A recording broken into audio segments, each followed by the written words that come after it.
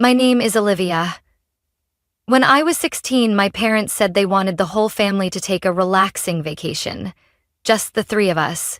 No little brother, no work calls, no distractions. I thought they were joking. But when they booked tickets to Italy, I believed them. "This will be a fresh start," my mom said, her voice light as air, though her eyes didn't meet mine. I wasn't a perfect daughter. I failed science, got into shouting matches with classmates, and was called to the principal's office a few times.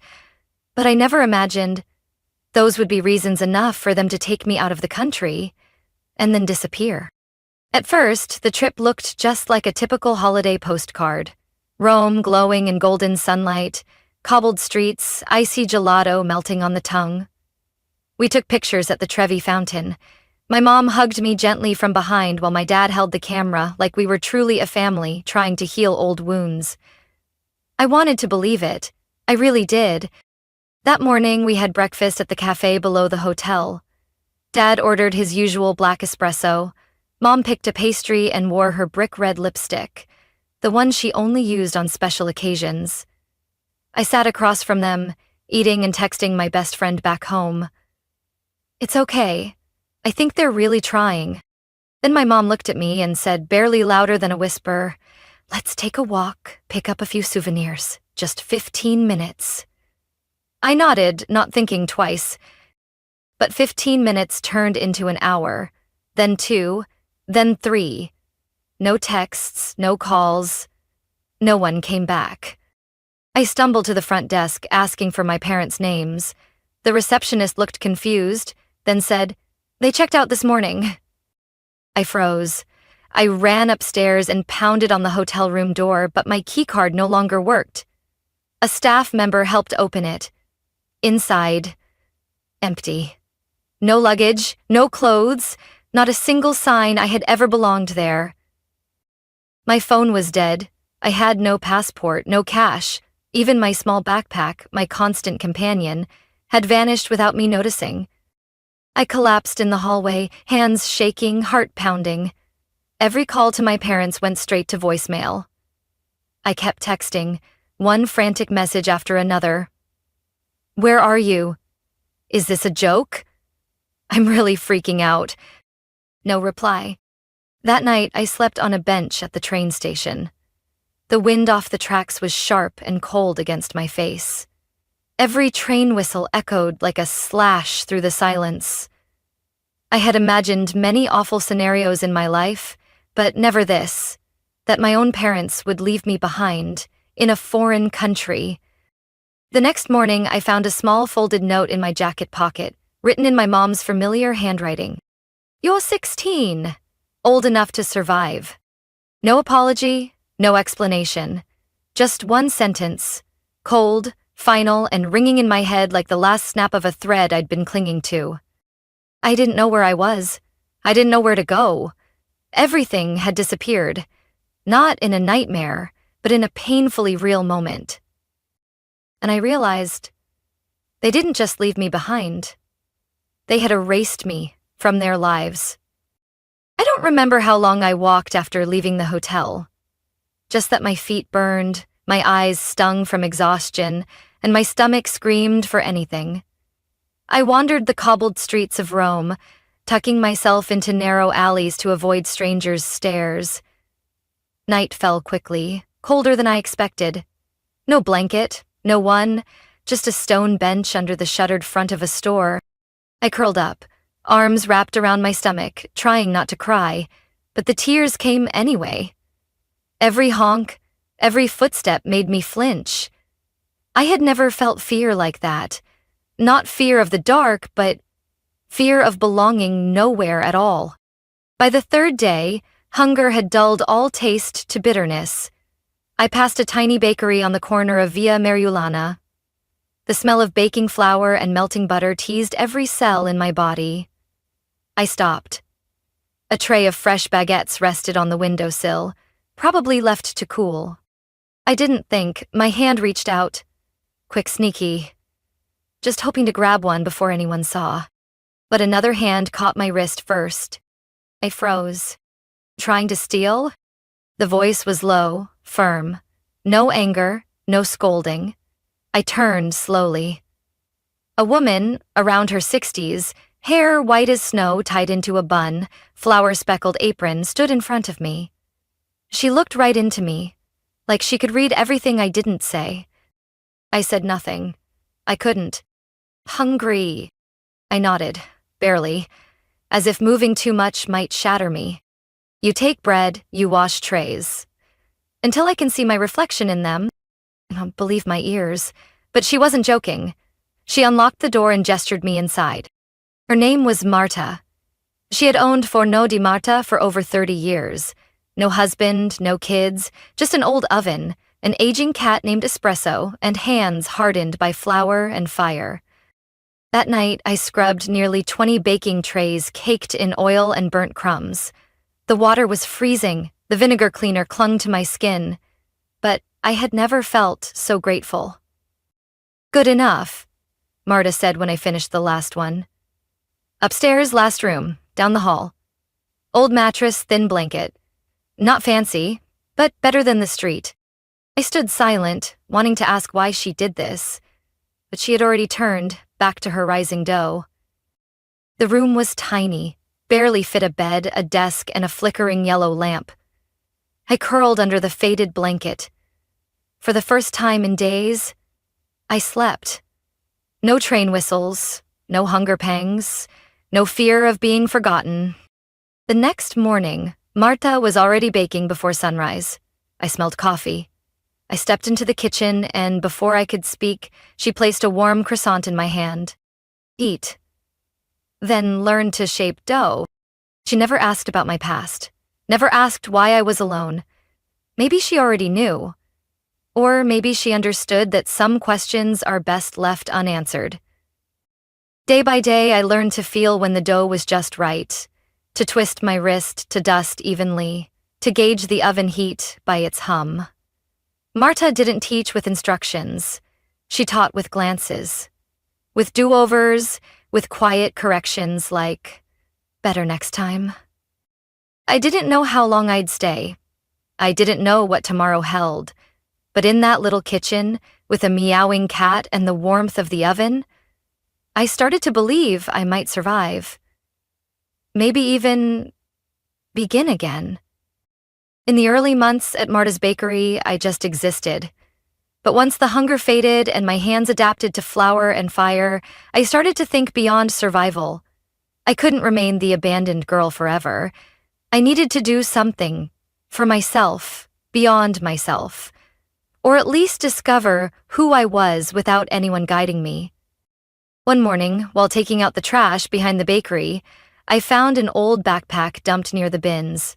For some reason, I opened it. Inside was a cracked laptop, scratched all over, charger cable frayed. I nearly threw it away, until I thought, what if it still works? I smuggled it upstairs, used kitchen tape to hold the charger together. 3 days later, after many failed attempts, the screen flickered on. Dim, slow, but it lit up. My first self-made light. I used free Wi-Fi from the cafe next door, standing by the window for signal. I didn't know what I was looking for. Until I found a free GED prep site. I signed up. By day, I baked, scrubbed, served. By night, I crouched by a tiny third-floor window, relearning math, reading American history in English that now felt foreign. I scribbled chemistry formulas on the back of pastry boxes, underlining them with borrowed ink pens from Marta, who still never asked why I studied. As long as you're trying, she once said while slicing apples for a tart. That's enough. Nearly a year later, I took the GED. The test was at a small community center, 2 bus rides from the bakery. I passed. Not perfectly, but enough to prove I could do more than survive.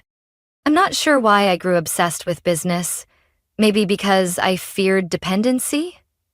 I started reading about finance, beginner articles, then forums, then complex analyses I needed a dictionary to understand. I devoured it all, like my brain was as starved as my body once was. One day, while wiping tables, I spotted a crumpled magazine someone left behind. The The cover read, "Small Italian Startup Restructures for Global Growth." I didn't grasp it all, but I saw a tiny stock code at the bottom. That night, I borrowed a prepaid Visa card from a bakery supplier, someone I'd helped tutor his son in English, and used the €100.00 I'd saved to invest. I didn't expect anything. I just wanted to see if what I'd learned mattered. 2 weeks later, the stock doubled, then tripled. I watched the numbers flash on screen, heart pounding out of my chest. Not because I was rich, but because, for the first time ever, I saw direct results from what I had learned, done, believed in. Without being told, I cashed out and split the profits. Half bought a new espresso machine for the bakery. The old one had been leaking since last month. The other half I kept, for a dream I hadn't yet named. That night, as I was copying down a list of free finance websites into my little notebook, Marta looked at me and tilted her head. "You've changed," she said. "You used to walk like the floor might collapse under you. Now you walk like you know where you're going." I didn't know how to respond, but inside I whispered something to myself. I wasn't just the abandoned girl anymore. I didn't know when it happened, but the numbers on the screen no longer scared me. They became familiar, like the smell of fresh bread in the morning, like the clatter of the mixer each afternoon. After a few small investments, I saved enough to buy a brand new laptop. For the first time in my life, something just for me. I studied financial planning, supply chain optimization, even basic contract writing. All of it was free, from YouTube videos made by strangers to blog posts buried deep in corners of the internet written by people who had once gone bankrupt and climbed their way back. I scribbled notes on the backs of pastry wrappers, cardboard box flaps, any scrap I could find. One evening, after helping Marta close the shop, I sat in front of the new espresso machine, the gift I'd secretly ordered with profit from my second investment. She looked at me and said something I'll never forget. "You're not the girl digging through trash behind the bakery anymore, Olivia." I stayed quiet, because she was right. When I turned 19, I registered my first business license under the name Livia Consulting, just different enough that no one could trace it to me, but still felt like mine. I started by helping tourists understand the local market, guiding them on smarter currency exchanges, even helping some invest in small Italian startups. Then, from the people I had helped, I got referred to international students, people without legal documents, struggling with part-time jobs and skyrocketing rent. I taught them how to open digital bank accounts, how to find online income opportunities without ever leaving their tiny rented rooms.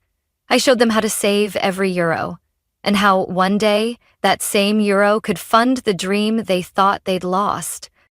I didn't charge a fixed fee. Some gave me thank you gifts, phone credit, a pizza dinner, or a handwritten card. I kept every one, not for their value, but because they proved something I never used to believe. I could help someone. Marta didn't ask questions, as usual, but she knew. She saw me pay the gas bill when she sighed at the mailbox.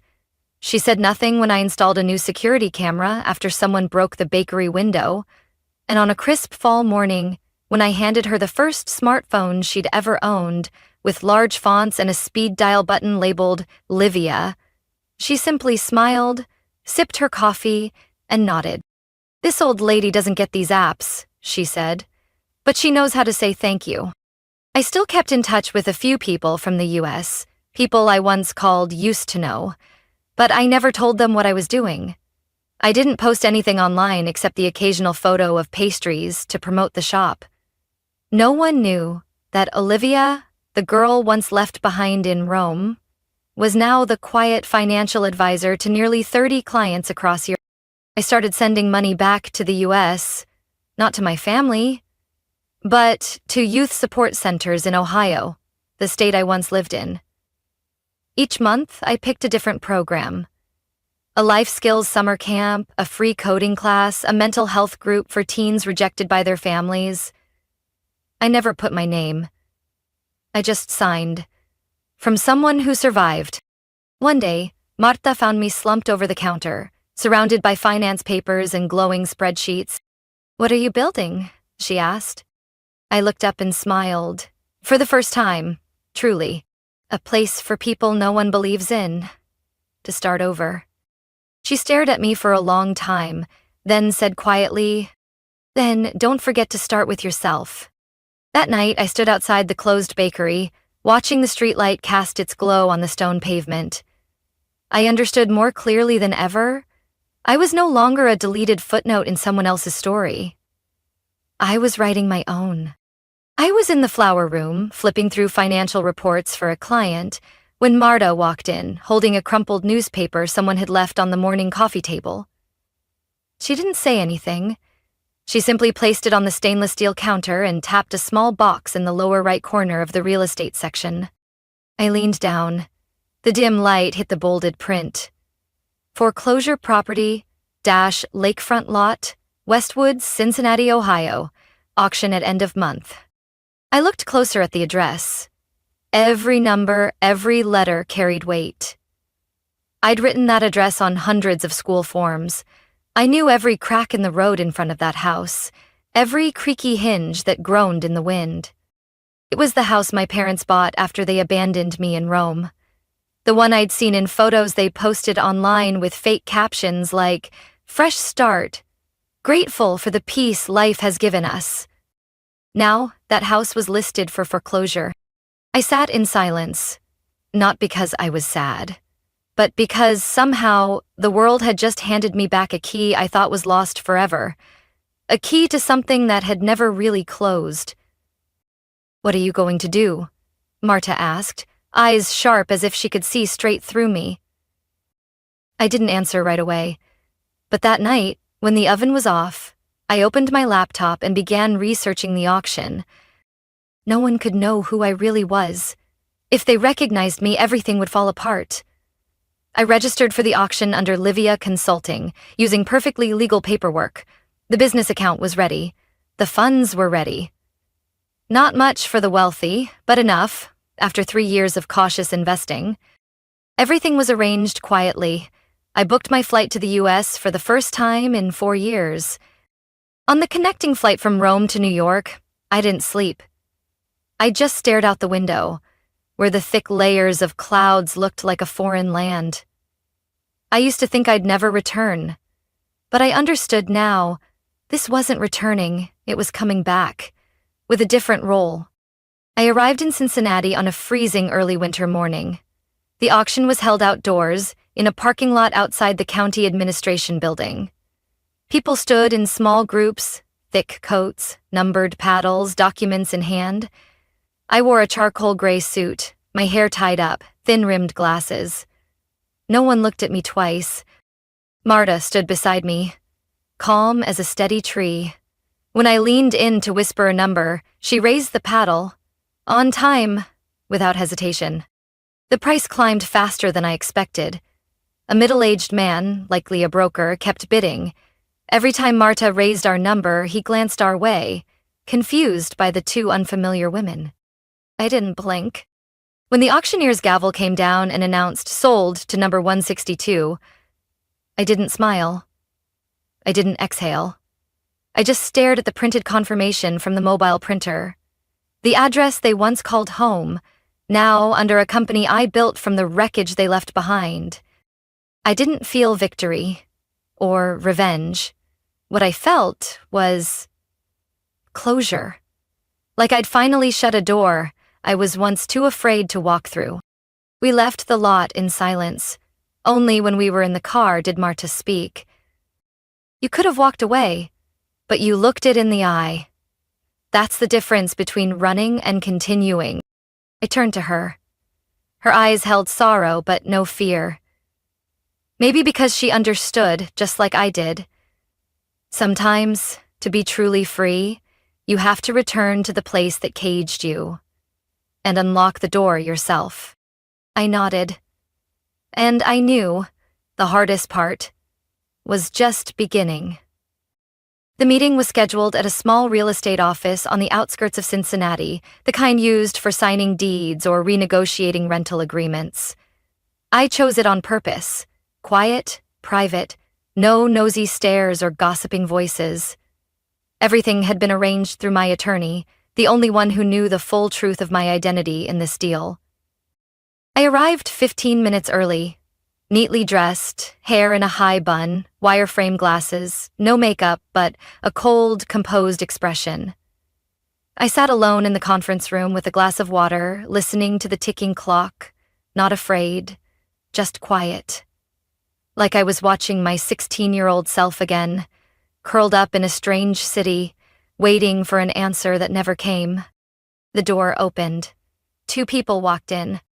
My mother wore a beige cardigan and oversized sunglasses that covered half her face. Her chin was high, still clinging to a faded elegance like she was in control. My father trailed behind, clutching a worn leather folder, head low, steps hesitant. They sat across from me, showing nothing but a strange caution.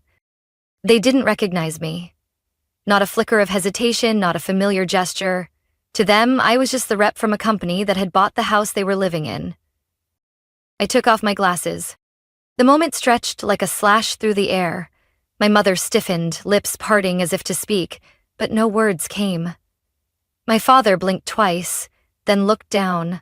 Avoiding my eyes like facing me meant facing a nightmare he'd long buried. "We've met before," I said, voice steady. "In Rome, when I was 16. My mother swallowed hard, fingers gripping her purse strap.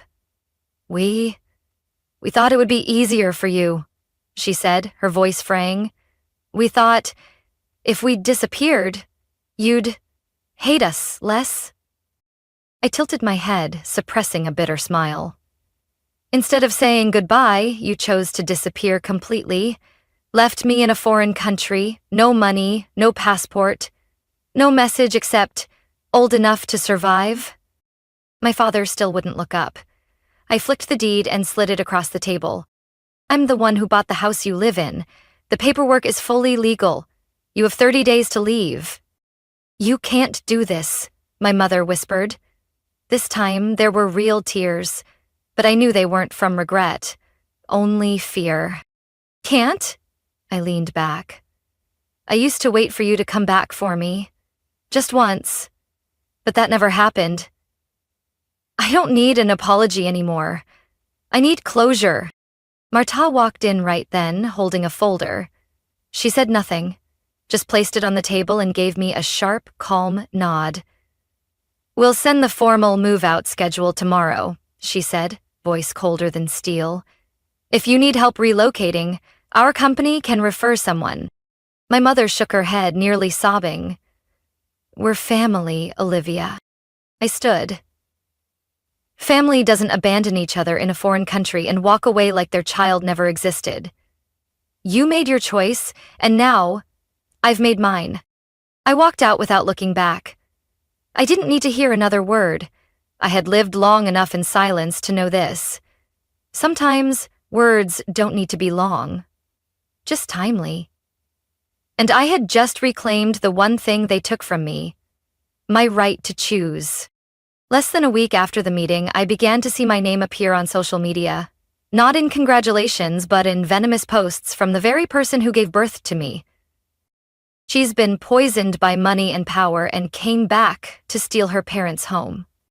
We just wanted her to grow up strong. We didn't expect she'd return as a stranger. Cold and cruel.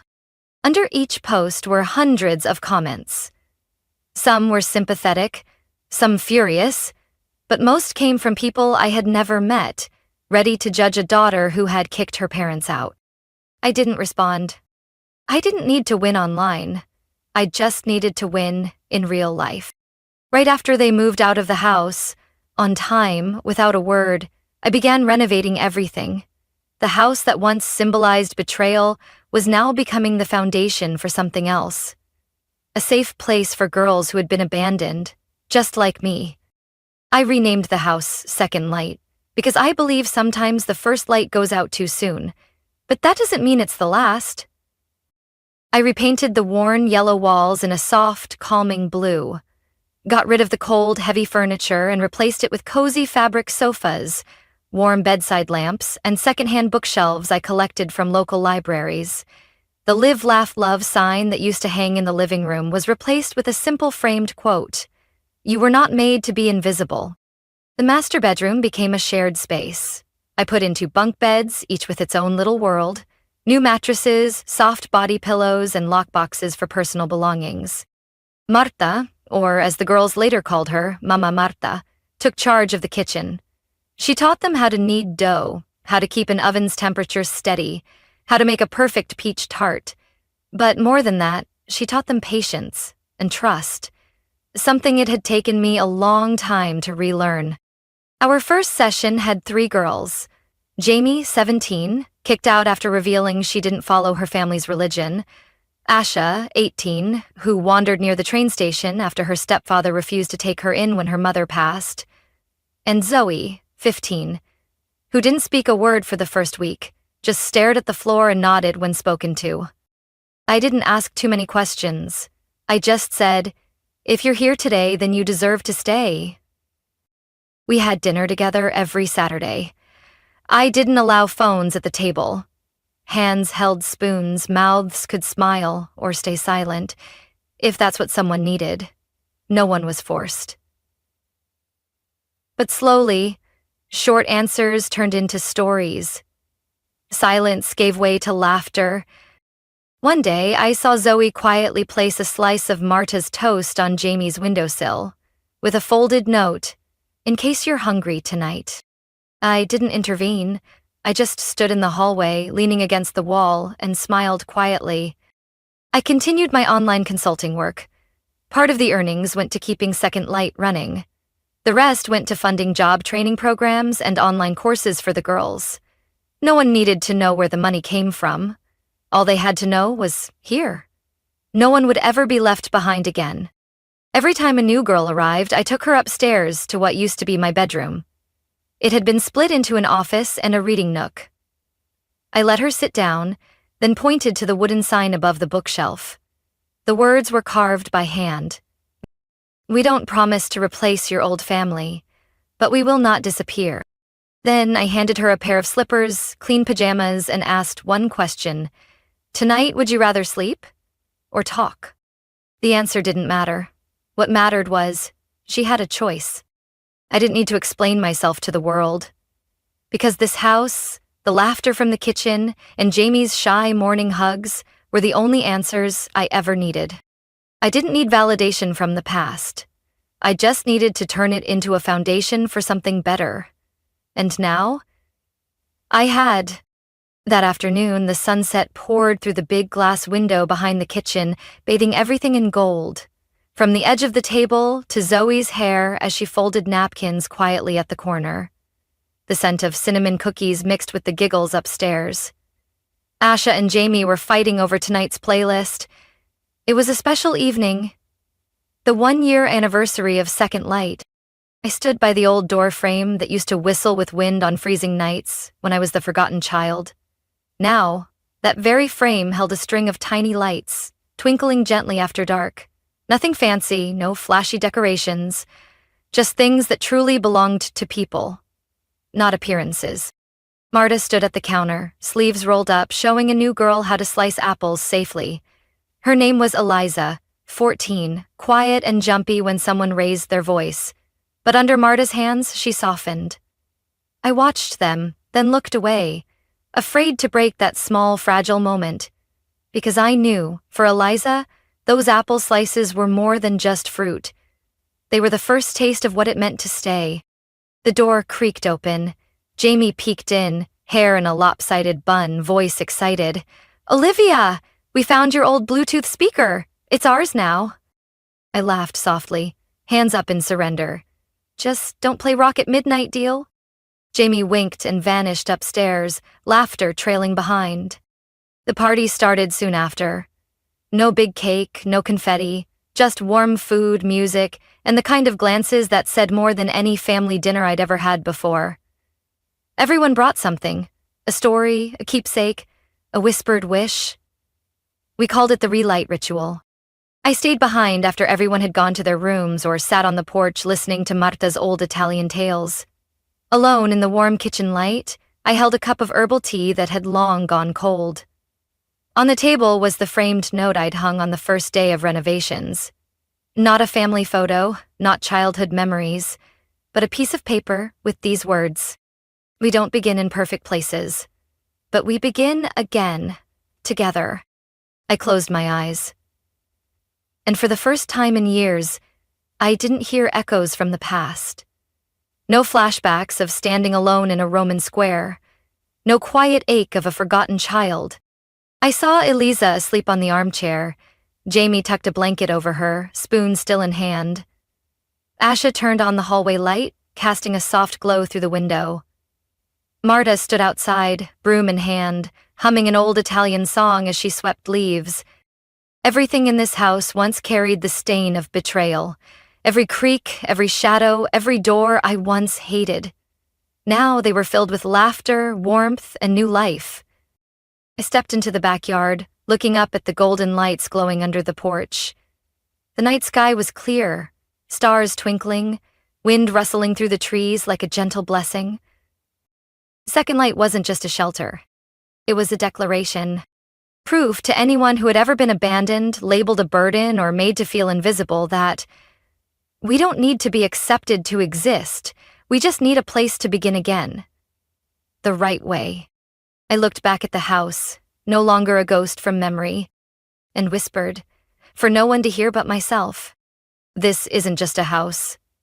This is where we begin again. And this time, no one gets left behind." Olivia's story is proof that the wounds of the past don't need to be hidden or erased. They can become the foundation for something meaningful. From a girl left behind in a foreign land, she chose not revenge, but compassion and action. Second Light is more than a house. It's the rebirth of hearts once broken. In a world full of judgment, Olivia chose quiet healing and gave others the chance to start over, just as she once wished for herself.